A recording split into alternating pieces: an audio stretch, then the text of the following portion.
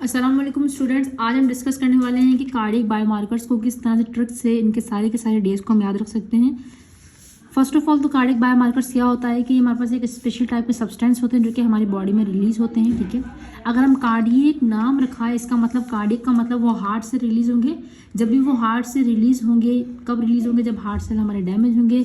जब भी वो रिलीज होंगे तो हमें क्या बताएंगे कि हाँ भाई हमें जो है ना हार्ट को कोई प्रॉब्लम हो। फॉर एग्जांपल ये हार्ट सेल है, इस हार्ट सेल को देखो, अगर फोकस करवा दूँ यहाँ पर, अगर आपके पास हार्ट सेल है, हार्ट के अंदर जो है ना सेल को न्यूट्रिशन नहीं मिली। जब भी सेल को न्यूट्रिशन नहीं मिलेगी तो क्या होता है, उसके जो एटीपी पंप होते हैं, कैल्शियम, जितने भी एटीपी पंप होते हैं वो ख़राब हो जाते हैं। जब भी वो ख़राब होंगे तो वो सेल क्या कर देगा? सेल ब्रेक डाउन कर देगा। जब सेल ब्रेक डाउन करेगा तो उसके जो केमिकल्स होंगे वो कहाँ रिलीज होंगे? हमारे ब्लड में। तो यही बात करते हैं कि कार्डियक बायोमार्कर्स जो हमारी लाइफ के लिए एक मार्कर होते हैं, जब भी हमें इंडिकेट करते हैं कि हमारी बॉडी में क्या हो रहा है।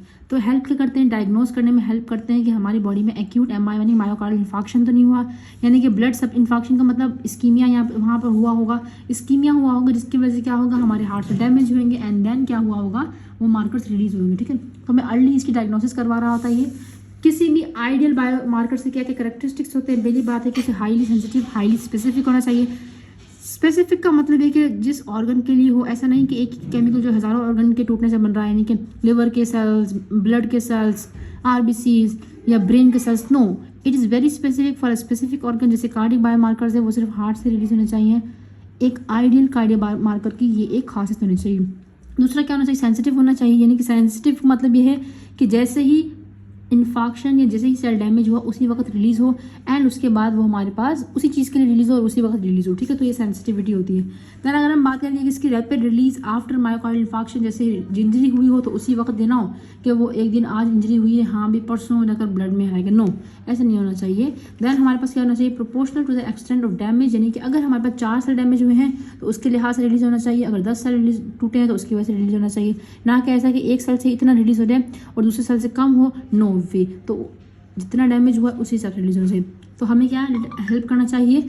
अर्ली डिटेक्शन में। नहीं, जैसे फॉर एग्जांपल आज मायोकार्डियल इन्फाक्शन हुआ है, अगर आज ही हम एमआई करवाते हैं पेशेंट का, आज ही हम उसका जो है वो ब्लड रिपोर्ट करवाते हैं, तो हमें पता चलना चाहिए कि अल्लाह करे कि इस पेशेंट को क्या मसला है। अगर तो उसमें बायोमार्कर्स हैं, इसका मतलब आज ही उसमें वो प्रॉब्लम आई है। और शॉर्ट हाफ लाइफ होनी चाहिए। ऐसा नहीं है कि आपको 1 महीने पहले मायोकार्डियल, किसी को मायोकार्डियल इन्फाक्शन हुआ है, अल्लाह ना करे आपको हो, अगर उसको आज से 1 महीना पहले हुआ है तो आज ही बायोमार्कर्स हैं, तो इसका मतलब हमें क्या पता 1 महीना पहले हुआ है, कल हुआ है, परसों हुआ है। ऐसा होना चाहिए कि अगर आज पेशेंट को एमआई हुआ है तो आज से तकरीबन अप्रोक्सीमेटली भी 10 to 15 डेज हो। नो वे, इससे ज़्यादा ना हो। अगर ज़्यादा अच्छा है तो फिर हमारे पास 5 डेज तक हो। ठीक है, अब हम बात करते हैं मार्कर्स की, टाइम टू रिलीज की। जब मायोकार्डियल इन्फाक्शन हुआ है, पीक टाइम, रिटर्न टाइम और इसके कुछ इंपॉर्टेंट पॉइंट्स जो आपके पेपर में एमसीक्यूज के लिहाज से बहुत इंपॉर्टेंट है। तो देखिए ज़रा स्टूडेंट्स, ये जो मैंने पीक टाइम पर ये किया हुआ है, बट ये पीक टाइम बहुत ज़रूरी है, आपको हर चीज़ का पता होना चाहिए। फर्स्ट ऑफ ऑल तो ट्रिक्स क्या है इसे याद रखने की? पहले देख लो, आप ट्रोपोनिन आई और ट्रोपोनिन टी को देखोगे ना जब, तो आपने याद रखना है यहाँ पे ट्रो से। ट्रो का मतलब क्या होता है? ट्रो का मतलब देखो, ये हमारे पास एक तीन, देखो पहले मैं नाम बताती हूँ। पहले हमारे पास क्या होते हैं? 2 तरह के हमारे पास प्रोटीन्स कार्डियोमार्कर होते हैं। पहले होते हैं ट्रोपोनिन आई, ट्रोपोनिन टी और मायोग्लोबिन। और जो एंजाइमेटिक हमारे पास कार्डियक बायोमार्कर्स होते हैं वो होते हैं हमारे पास CKMB, लैक्टेट डिहाइड्रोजनेज। इसके अलावा होता है आपके पास BNP, वो भी एक पेप्टाइड होता है। और होते हैं आपके पास क्या चीज़? एस्पार्टेट अमाइनो ट्रांसफेरेज एंजाइम होता है। ठीक है, मेन आपके पास ये 4 है जो मैंने यहाँ पे लिखे हुए हैं। ट्रोपोनिन आई और ट्रोपोनिन टी की आपने टाइम ऑफ रिलीज एक टेबल इसी तरह से बनाना है। ठीक है, ओके। यहाँ पर आपने ट्रो से याद रखना है। ट्रो का मतलब क्या है? 3 लिखा। देन आपने क्या लिख देना? 6। 3 3 6 होता है। ये आवर्स वाले साइड है। 3 3 6 हो गया। अब 3 में क्या करना है? 4 को ऐड कर देना, 6 में भी 4 को ऐड करना है। जब 3 में 4 को ऐड करोगे तो क्या आएगा? 7 आएगा। 6 में 4 को ऐड करोगे 10 आएगा। तो इसका मतलब 3 से लेकर इस पोर्शन में डेज आएंगे, डेज। ठीक है, 10 दिन हो गया। ये याद हो गया। CKMB आपने कैसे याद रखना है? ठीक है, फिर हमारे पास क्या होता है? फिर हमारे पास होता है CKMB, क्रिएटिन काइनेज MB होता है। इसकी लाइफ क्या होती है? 3 3 सेम टू सेम आएगा। 6 6 12, सही है, आवर्स में। अब यहाँ पर क्या है? सी का मतलब क्या होता है? CABC। सी का बता तीसरे नंबर पर आता था। यहाँ पे आपने क्या लिखना? 3 डेज। उससे पहले आपने 2 लगा दें, 2 से 3 डेज। ठीक है, सी का मतलब 3। ओके, ये बात समझ आएगी। मायोग्लोबिन याद रखना है। मायो, इट इज़ वेरी मायो का मतलब क्या है? मियाओ, यानी कि जल्दी आती है, जल्दी चली जाती है, यानी कि ये फर्स्ट 2 आवर्स में रिलीज होगा एंड रिटर्न टू नॉर्मल कब होएगा? 24 आवर्स में। देयर इज़ नथिंग, इनका टाइम ज़्यादा नहीं होता है, सही है। ये आपने याद रखना है। फिर क्या होगा, हमारे पास लैक्टेट डिहाइड्रोजनेज होता है। लैक्टेट डिहाइड्रोजनेज क्या कहता है कि मैं आऊँगा देर से आऊँगा। देर से कब आऊँगा, 24 से 48 आवर्स यानी कि 48 घंटों में आऊँगा, लेकिन मैं रिटर्न कब होऊंगा, 10 से 14 डेज। यहाँ से रखना है लैक्टेट, मतलब लैक्टेट से आपने क्या रखना है, लैक्टेट। एल नजर आ रहा है, एल, एल का मतलब होगा 1 और टी का मतलब होगा 10, ठीक है, 10 मतलब 10 समझ आ रहा है।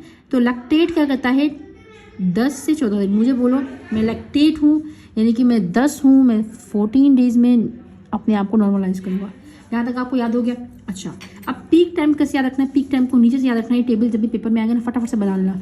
वैसे तो अगर आप 10 मिनट में से रिवाइज करोगे तो एग्जैक्टली आपको जहन में बैठ जाएगा। It is not a very very difficult, ठीक है। ज़िंदगी में कोई भी चीज़ मुश्किल नहीं होती है। अच्छा, लैक्टेट डिहाइड्रोजनेज में क्या है कि आपने नीचे से शुरू करना है। ये जो 3 और 6 आपने यहाँ लिखा था, इसको 3 और 6 को आपने यहाँ पर मुंतकिल कर देना है। जैसे मुंतकिल करोगे तो फिर क्या होता है, 3 और 6 है, 3 3 कितने होते हैं, 3 3 6 होते हैं। और 6 आपके पास क्या होता है, 3 3 6 हो गया ना यहाँ पर। तो आपने क्या कर देना, 6 लिख देना है, लेकिन साथ में क्या लिख देना है, साथ में इसमें अगर आप 3 ऐड कर दोगे यहाँ से तो क्या आएगा, 9 हो जाएगा। 6 और 9 आवर्स यहाँ पर हो जाएंगे। फिर आपने एक बात गौर करनी है कि जो इसके बाद क्या होता है, 3 6 6 9, लेकिन फिर क्या है कि आपके पास यहाँ पर आता है, बीच में आ जाता है 24 घंटे। क्या आता है, 24 आवर्स, जैसे CKMB our lovely beloved one. तो कितना हो जाएगा आपके पास, देखो ना यहाँ पर क्या आ रहा है, के आ रहा है ना, के को जरा गौर से देखो तो यहाँ पर आपको एक 4 दिख रहा होगा, ठीक है। तो क्या है, 24 आवर्स हो गए। अच्छा, 24 आवर्स हो गया। तो MB से भी याद रखते हो कि एक MB आपके पास 24 आवर्स में आपको यूज़ करना है, तो वो क्या होगा, 24 आवर्स हो गया। फिर आपके पास आ जाता है क्या, ट्रोपोनिन I और ट्रोपोनिन T। अगर ये 24 आवर है तो ये कितना होगा, 12 12 24, एग्जैक्टली समझ आ गया। तो ये हमने इसकी याद करने थे, ट्रिक्स किस तरह से होती है वो हमने बता दी यहाँ पर। अब इसकी इंपॉर्टेंट MCQs क्या है यहाँ पर हमारे पास, इसके MCQs क्या है कि देखो, जो ट्रोपोनिन I और ट्रोपोनिन T होता है वो क्या होता है, ट्रोपोनिन I एक गोल्ड स्टैंडर्ड एक्यूट MI के लिए हम यूज़ करते हैं।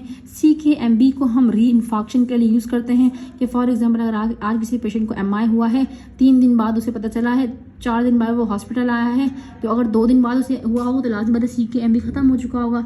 लेकिन चूंकि उस पर दोबारा से अगर इन्फॉक्शन होगा तो उसमें दोबारा से क्या होगा, CKMB आ जाएगा, बिकॉज इसकी हाफ लाइफ कितनी, 2 से 3 दिन। तो री इन्फॉक्शन के लिए हम इसे यूज़ कर सकते हैं। मायोग्लोबिन को अर्ली डिटेक्शन के लिए यूज़ करते हैं, लेकिन मायोग्लोबिन हमारे RBC से, स्केलेटल मसल से बहुत जगह से रिलीज होता है। ये अर्ली डिटेक्शन तो करता है, लेकिन ये हमारे पास क्या होता है, स्पेसिफिसिटी सी कम होती है। हाँ भले सेंसिटिव है, जैसे ही अभी सेल डैमेज हुआ ये उसी वक्त रिलीज होगा, लेकिन हमें क्या पता है कौन से सेल से रिलीज हो रहा है, तो इसकी स्पेसिफिसिटी लो होती है, ठीक है। ट्रोपोनिन I और ट्रोपोनिन T के स्पेसिफिसिटी और sensitivity both are very high, तो इसीलिए मैंने इनसे कहा है gold, gold old is gold, वो वाला ट्रोपोनिन I और ट्रोपोनिन T के लिए हम स्टैंडर्डाइज कर देते हैं। लैक्टेट डिहाइड्रोजनेज क्या होता है, ये कि पेशेंट जिसमें हिस्ट्री में MI हुआ है, लॉन्ग डेज के बाद आया है, ही डोंट नो किसे MI हुआ है, एंड आफ्टर 13 डेज आता है और आप उसका ब्लड टेस्ट करवाते हैं, एंड यू विल रियलाइज कि वहाँ पर लैक्टेट डिहाइड्रोजनेज है, और इसका मतलब क्या होगा, उसको MI हुआ है, लेकिन कौन सा, बाकी कोई बायोमार्कर नहीं मिल रहा, इसका मतलब उसको MI हुआ है, लेट वाला MI हुआ है, हिस्ट्री वाला MI हुआ है, ठीक है। तो लैक्टेट डिहाइड्रोजनेज काम करता है, पायरुवेट को कन्वर्ट करता है किसके अंदर, लैक्टेट को कन्वर्ट करता है पायरुवेट के अंदर। जो MCQs के लिए आपने कुछ इंपॉर्टेंट पॉइंट्स याद रखने हैं यहाँ पर कि हमारे पास क्या होता है कि जो एक्यूट MI होता है ना, उसके डायग्नोसिस के लिए ट्रोपोनिन होता है, अर्ली अगर डिटेक्शन करनी मायोग्लोबिन होगा, अगर री इन्फॉक्शन करना CKMB होगा। इसी के अलावा के पास क्या होता है कि यहाँ पर होता है BNP और एंटी प्रो BNP। ये क्या होता है, बेसिकली ये हमारे रिलीज होता है हार्ट सेल से, और किस लिए हम यूज़ करते हैं इसे, हार्ट फेलियर, जहाँ हमने फेल का लफ्ज़ है मतलब वो BNP की बात करें, ठीक है। तो यहाँ तक हमने क्या डिस्कस किया, हमारे कार्डियक बायोमार्कर्स होते हैं। अगर आप मजीद देखना चाहें तो क्या होता है, CKMB होता है, क्रिएटिन काइनेज की कुछ आइसोफॉर्म्स होती है, जैसे कि हमारे पास क्या होगा, जैसे कि MM, MB और BB। जो MM होता है वो हमेशा स्केलेटल मसल्स में होगा, MB का होगा हमारे हार्ट के मायोकार्डियल फंक्शन में, और BB का होगा ब्रेन, BB से ब्रेन, MM से स्केलेटल मसल। MB क्या होगा, इट इज़ वेरी यूनिक, तो हमारा हार्ट होगा। देन आपके पास आया था लैक्टेट डिहाइड्रोजनेज, इसकी 5 टाइप्स होती है, 1 2 3 4 एंड 5। कैसे याद रखेंगे, ईजी ट्रिक है। 1 से क्या आएगा, 1 का मतलब क्या होगा, MI। 2 का मतलब क्या होगा, आपने AB पढ़ा, AB जैसे आपने ABC पढ़ी होगी, तो B का मतलब क्या होता है, हमारे जो सेल्स होते हैं, क्या नाम है, रेड ब्लड सेल्स, तो RBC इसके टूटने से बनेगा। 3 हमारे पास क्या होगा, इसके लिए आपको याद रखना पड़ेगा लंग्स। 4 का मतलब क्या, लिवर, ठीक है, लिवर, समझ आ रहा है, ऐसे बॉडी 4 लिवर। 5 हमारे पास क्या है, ये शेप दे रहा है आपको S की, इसका मतलब क्या है, हमारे स्केलेटल मसल्स। अगर ये चीज़ डैमेज होगी तो उसका पर्टिकुलर लैक्टेट डिहाइड्रोजनेज टूट के हमारे ब्लड में आएगा, मतलब रिलीज होकर ब्लड में आएगा, तो आप अच्छे से बता सकते हैं कि कौन सा MI हुआ है, सॉरी कौन सा ऑर्गन डैमेज हुआ है। तो अगर लैक्टेट डिहाइड्रोजनेज 1 ज़्यादा है हमारी बॉडी के अंदर, तो इसका मतलब उस पेशेंट को क्या हुआ, MI हुआ है। सो हमने यहाँ तक डिस्कस किया, यही इंपॉर्टेंट है, आपको बता चुकी हूँ यहाँ पर, सही है, ओके। तो अगर आपको इसमें से कोई भी क्वेश्चन हो, you can ask in the comment section. मिलते हैं नेक्स्ट वीडियो में, तब तक के लिए अल्लाह हाफिज़।